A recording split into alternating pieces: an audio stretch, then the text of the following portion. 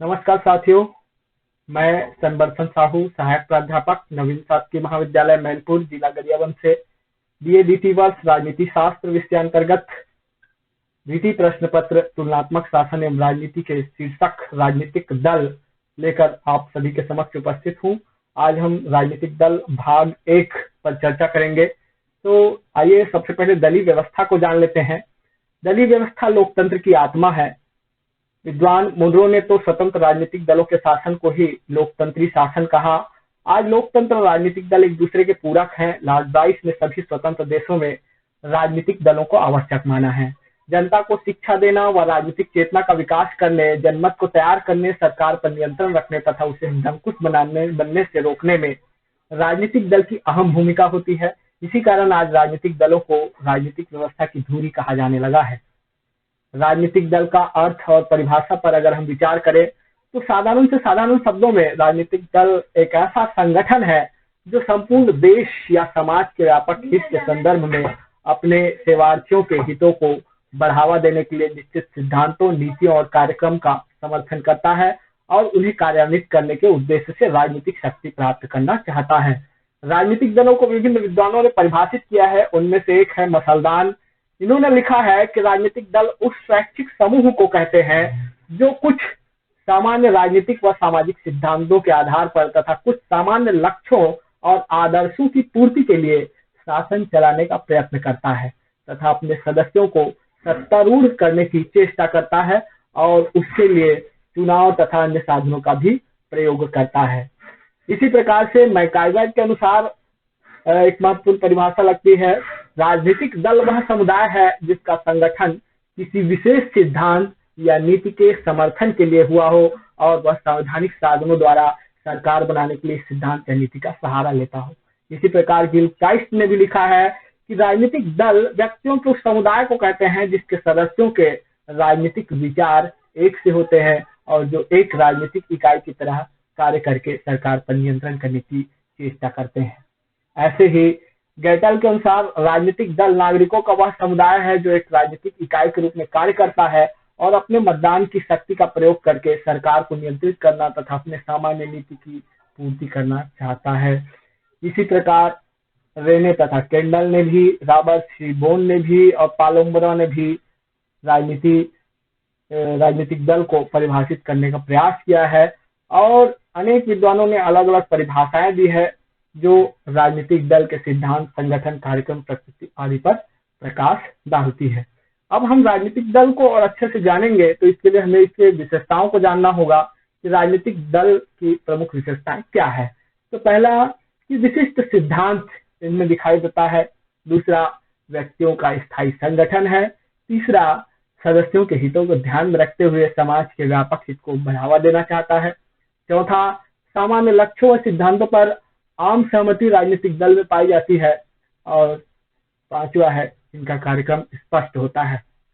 छठवां विशेषता अगर हम देखें तो राजनीतिक शक्ति प्राप्त करना राजनीतिक दल की भूमिका होती है। इसके अलावा राजनीतिक दल राजनीतिक सत्ता प्राप्त करने के लिए चुनाव में भाग लेता है। तो इस प्रकार ये सारी विशेषताओं को जानने से हमको राजनीतिक दल के बारे में और अच्छी सी जानकारी मिलती है। अब हम इनके उत्पत्ति और विकास पर चर्चा करेंगे। तो राजनीतिक दलों की बीज प्राचीन काल में ही विद्यमान था। प्राचीन यूनान में प्लेबियस और पैट्रिशियंस ये दो दलों का अस्तित्व था, लेकिन दलीय व्यवस्था को व्यवस्थित करने का श्रेय ब्रिटेन को ही जाता है। इंग्लैंड में गृह युद्ध का प्रारंभ ही दलों द्वारा हुआ था। वहां पर दो राजवंश थे, कैविलियर्स राजवंश के तथा राउंड हेड संसद के अधिकारों के समर्थक दल थे। तो कैविलियर्स और राउंड हेड दो राजनीतिक दल थे। बाद में इन दलों को ही क्रमशः उदार दल, लिबरल और अनुदार दल, कंजर्वेटिव पार्टी के रूप में जाना गया। अमेरिका में भी राजनीतिक दलों की उत्पत्ति जो है संविधान निर्माताओं के इच्छा के विपरीत हुई है। फिलाडेल्फिया सम्मेलन के दौरान ही प्रतिनिधिगण जो है संघवादी और संघ विरोधी दो भागों में बंटने लगे थे। धीरे धीरे अमेरिका में भी दल प्रणाली विकसित होती गई और रिपब्लिकन तथा डेमोक्रेटिक दलों का जन्म हो गया जो आज भी वहां पर कार्य कर रहे हैं। अब हम देखें विश्व पर तो कहीं पर एक दलीय प्रणाली है, कहीं पर द्विदलीय, तो कहीं पर बहुदलीय प्रणाली है। भारत और स्विट्जरलैंड में बहुदलीय प्रणाली है। ऐसे ही अमेरिका और ब्रिटेन में द्विदलीय प्रणाली है और चीन में एक दलीय प्रणाली है। अब हम देखते हैं कि राजनीतिक दलों के कार्य और भूमिका किस प्रकार से होते हैं। तो बाहर से देखने पर तो लोकतांत्रिक तथा तानाशाही शासन व्यवस्थाओं में दलों के कार्य समान प्रतीत होते हैं, लेकिन गहराई से अवलोकन करने पर तानाशाही देशों में राजनीतिक दलों द्वारा किए जाने वाले कार्य व भूमिका में लोकतंत्री देशों की तुलना में काफी अंतर आ जाता है। सबसे पहले हम देखते हैं कि तानाशाही देशों में राजनीतिक दलों के कार्य और भूमिका किस प्रकार है। तो देखते हैं कि अधिनायकवादी देशों में केवल एक ही राजनीतिक दल होता है। इसी कारण इन देशों की जो शासन व्यवस्था है दलीय व्यवस्था के आधार पर एक दलीय प्रणाली ही कहलाती है। अधिनायकवादी देशों में दल जीवन के सभी क्षेत्रों पर अपना पूर्ण नियंत्रण रखता है, शासन पर भी दल का ही प्रभाव रहता है, सभी कानूनों पर नियंत्रण रखता है। तो हम इसके कुछ कार्यों को देखते हैं जिससे हमको और स्पष्ट समझ में आ जाए। तो क्या कार्य करते हैं, तो जनता की इच्छा पर राजनीतिक दल का कठोर नियंत्रण होता है। जनता पर शासकीय इच्छा का भार लादना स्पष्ट दिखाई देता है। जनता व सरकार के बीच कड़ी का कार्य करना, नेताओं का चुनाव करना, विरोधियों को कुचलना और सूचना संचार तंत्र पर दल का कठोर नियंत्रण देखा जाता है। तो व्यवहार में तो राजनीतिक दल जनता की बजाय शासक वर्ग के हितों का ही पोषण करते हैं।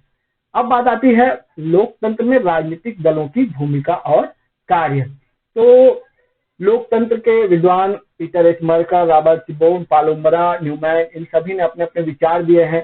तो सभी के विचारों का संयुक्तिकरण किया जाए तो कुछ भूमिकाएं स्पष्ट होती है, जैसे जनमत तैयार करना, जनता को राजनीतिक शिक्षा देना, सार्वजनिक नीतियों के निर्माण में जनता का नेतृत्व करना, जनता तथा सरकार के बीच कड़ी का कार्य करना, चुनाव लड़ना और सरकार बनाना।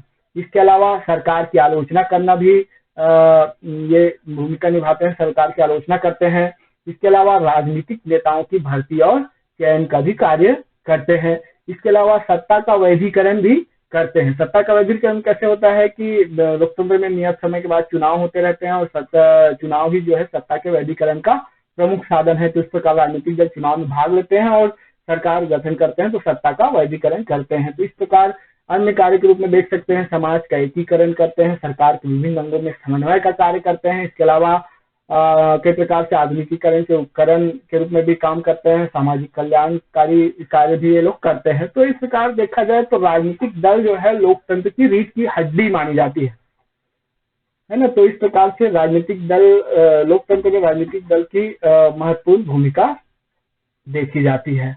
अब बात आती है कि दलीय व्यवस्थाओं का वर्गीकरण किस प्रकार किया जाता है। तो विश्व का शायद ही कोई ऐसा देश हो जहां दल नहीं है। एरेन बाल ने, आमंड ने, ला पालोम्बरा ने, जंप ने दलीय व्यवस्था को अलग अलग रूपों में बांटने का प्रयास किया। यहाँ पर आप देख सकते हैं और देख करके इसको समझ भी सकते हैं। और सभी विद्वानों के विचारों को समेकित रूप प्रदान करते हुए आज भी मोरिस डुअर्जर के जो त्रिस्तरीय वर्गीकरण है वो उनको प्रमुख स्थान प्रदान किया गया है राजनीतिक जगत में।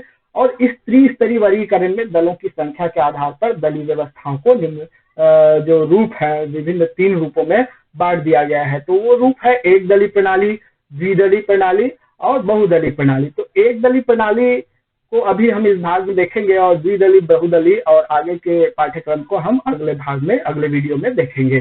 तो आइए एक दलीय प्रणाली को देखते हैं। तो एक दलीय प्रणाली में शासन का सूत्र जो होता है वो एक ही राजनीतिक दल के हाथों में होता है और इस व्यवस्था के अंतर्गत केवल एक ही दल को कार्य करने की अनुमति प्राप्त होती है। सरकार पर उसी का वर्चस्व लंबे समय तक भी बना रह सकता है।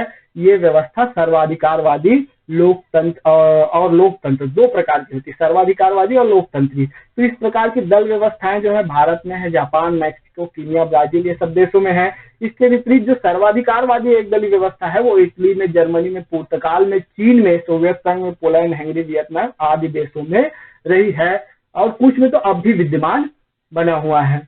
तो एक दलीय प्रणाली के कुछ गुण हैं, जैसे राष्ट्रीय एकता को कायम रखती है, स्थायी सरकार निर्मित करने में महत्वपूर्ण भूमिका निभाती है, सुदृढ़ और मजबूत शासन की स्थापना होती है, दीर्घकालीन योजनाओं को लागू करना भी संभव होता है, निर्णय जो है इसमें शीघ्रता से लिया जाता है, शासन में दक्षता दिखाई देती है और ये गुटबंदी की कमियों से सर्वथा दूर रहते हैं। तो ये सब गुण है, विशेषता है एक दलीय प्रणाली के। अब एक दलीय प्रणाली के दोष को अगर देखें तो स्वतंत्र नागरिकों की स्वतंत्रता का हनन दिखाई देता है। ये ऐसे होने के कारण ये अलोकतांत्रिक भी नजर आता है। ये प्रणाली निरंकुशता की जनक है और इसमें सभी वर्गों को प्रतिनिधित्व नहीं मिल सकता, व्यक्तित्व का विकास नहीं हो सकता, राजनीतिक शिक्षा देने में असमर्थ है, चुनाव एकमात्र ढोंग है, बहुमत पर आधारित प्रणाली नहीं है। तो इस प्रकार तानाशाही शासन व्यवस्था की ही परिचायक माना जा सकता है एक दलीय प्रणाली को। और निरंतर शक्ति बनाए रखना ही इस शासन प्रणाली के अस्तित्व का एकमात्र आधार है। विश्व में चीन ही एकमात्र ऐसा देश है जहां पर आज भी यह प्रणाली लंबे समय से कार्य कर रही है। आज अफ्रीका के बहुत सारे देशों में इस शासन प्रणाली के विनाश का उदाहरण देखने को हमारे सामने आया है। जन सहभागिता के अभाव में एक दलीय प्रणाली जो है अधिक दिन तक चलने वाली नहीं है, देर सवेर इनका अंत अवश्यंभावी हो जाता है। तो अगले वीडियो में, अगले लेक्चर में, भाग 2 में हम द्विदलीय प्रणाली, बहुदलीय प्रणाली और राजनीतिक दल के बारे में और भी विषयों पर चर्चा करेंगे और भी बिंदुओं पर चर्चा करेंगे।